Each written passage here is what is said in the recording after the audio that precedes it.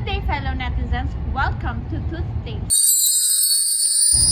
Running a successful dental practice is about so much more than just providing great care for smiles. It's about giving good rapport with patients, leading a dedicated team, keeping the business financially healthy, reaching more people in our community, and staying ahead with tools to make everything run smooth.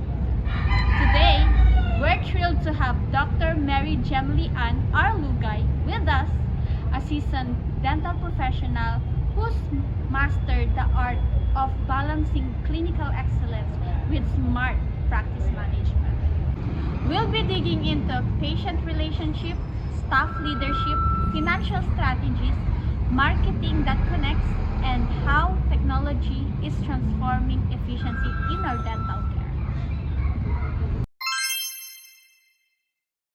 10 years, tapos, how young? High school? Parang high school. Kasi, Choice niya naman. hindi. Sabi ng mommy ko, pag hindi ako nag-dentistry, maglalaban na lang daw ako. Yun. Tsaka gusto ko din tumulong talaga sa community. Doon sa yearbook ko nga nakasulat, parang ano yung gusto mo paglaki mo, sinulat ko, dentist, kasi gusto kong maging dentist to the barrios. Wow! Sa CEU Menjola, 2014. Yes po. Ortho, aesthetics, surgery, endo, prosto. Yun, sa under ako ng DepEd Tarlac City. Tapos may pharmacy kami sa may Hospital Drive. Wow. Malapit lang po yun dito. Oo, dito sa may San Vicente, sa may TPH mismo. Nasa loob siya ng TPH. Nag-associate ako for siguro mga 5 to 7 years. Tapos yung ipon ko, yun yung pinang-start ko ng practice. Talagang from own. Yes, own bucket. Ano siya, from tears and Yes, blood. and blood. I know.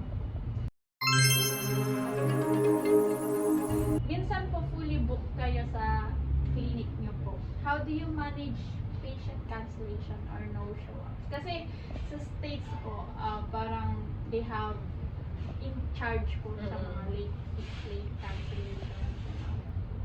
Ako naman din naman ako strict doon. Since yun nga, nasa DepEd ako, so mostly na mga clients ko, yung mga nakikilala ko din sa DepEd, yung mga in-need din.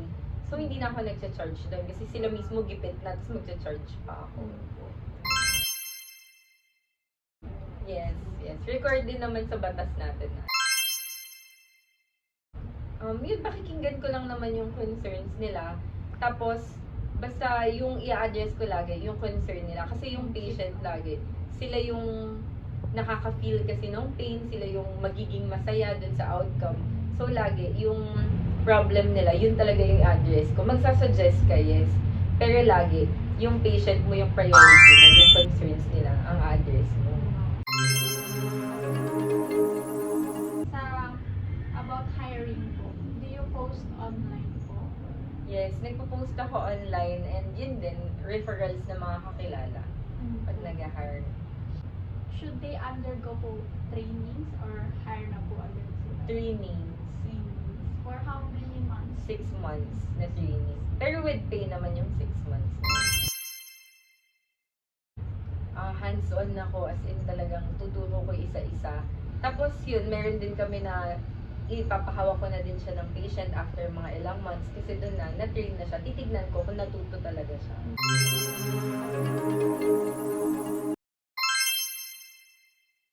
Meron akong chart, tapos meron din akong online Excel ng mga bayad nila.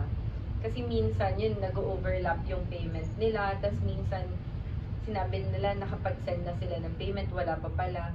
So dun ko tinatrack. Tapos may pirma din sila minsan.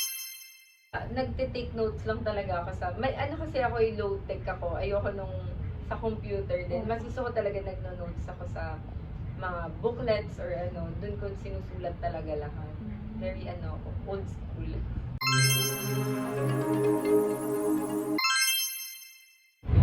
Hindi ako pala post, hindi ako naglalagay ng signage. Gusto ko yung referrals ng patients ko, yung referral ng word of mouth.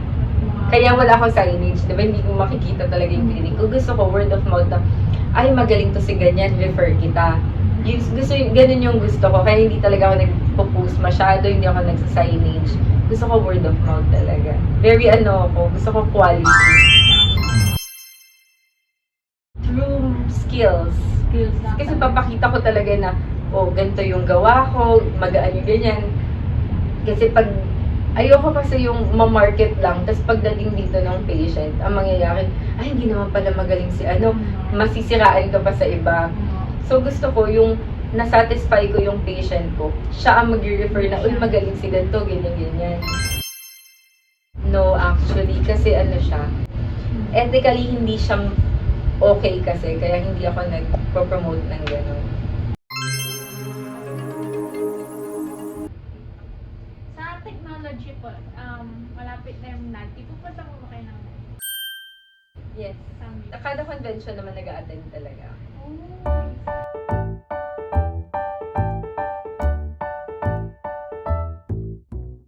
See you there. Wala. Old school kasi talaga ako. Very old school. Kung saan kayo comfort. Yes, actually, every convention naman, bumibili talaga ako ng ang pinaka-latest ko yung dental monitor, yung pwede na siyang may x-ray, tas pwede na din mag-picture, tas may software na din siya. Pero kada punta ko naman talaga, I make it a point na may binibili akong bago na yung convenience sa patient ko, yung convenience sa akin. As we wrap up our conversation today, what can you advise to all aspiring or future dentists like me who are looking forward to follow in your footsteps? Priority mo lagi yung patient. Yung money kasi, yung income, susunod yan. Kasi, yun nga, never ako nag-market ng sarili ko. Pero hindi ako nawawalan ng patient. Kasi makikita yung passion mo dun sa ginagawa mo, yung gusto mo talagang mag-serve, tsaka yung gusto mo makatulong talaga. Hindi susunod yung monetary. Yung passion mo tumulong, yung gusto mo gumanda yung ngiti nila, yung wala na silang pain na ma-feel. Yun yung priority mo lagi. Yung pera, income, second na lang yan. Or basta last yan. Kasi susunod at susunod yan. So, please accept this bouquet. Sorry, bouquet. Hala! As an appreciation for the heartfelt. Thank For you taking po. the time to share. Thank you. Thank you. Hala na Ayun. Pero